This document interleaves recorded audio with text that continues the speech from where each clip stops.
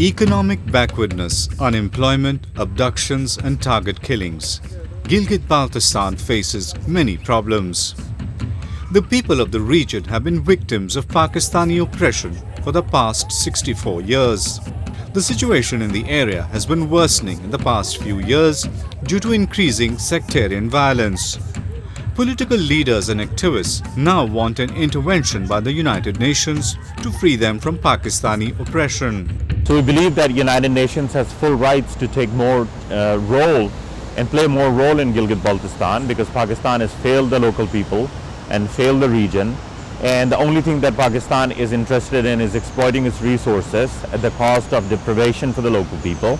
So we believe that United Nations should play a bigger role and give a clear signal, clear message to Pakistan that if it's not up to its promises, then it doesn't have any role to play in Gilgit-Baltistan anymore. To maintain its domination in Gilgit-Baltistan, a predominantly Shia region, Pakistan is promoting Sunni migration, resulting in ethnic clashes. Hundreds of Shias in Gilgit have been killed in sectarian violence in 2012. Pakistan is trying to move in, bring in the non-locals to change the demography there, since the nationalist sentiments are growing and political unrest is growing in Gilgit-Baltistan.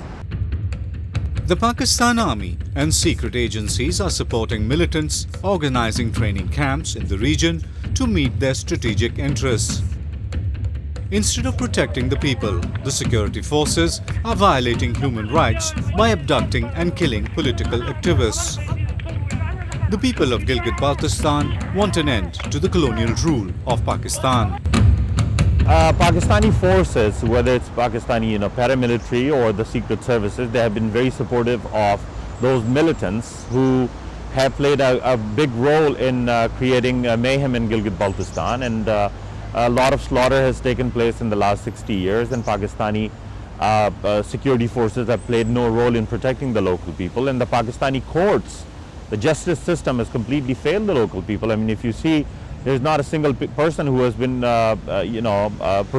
prosecuted so far, and many of these people have been granted bail on quote unquote on lack of credible evidence. Pakistan has strategic and economic interests in Gilgit-Baltistan.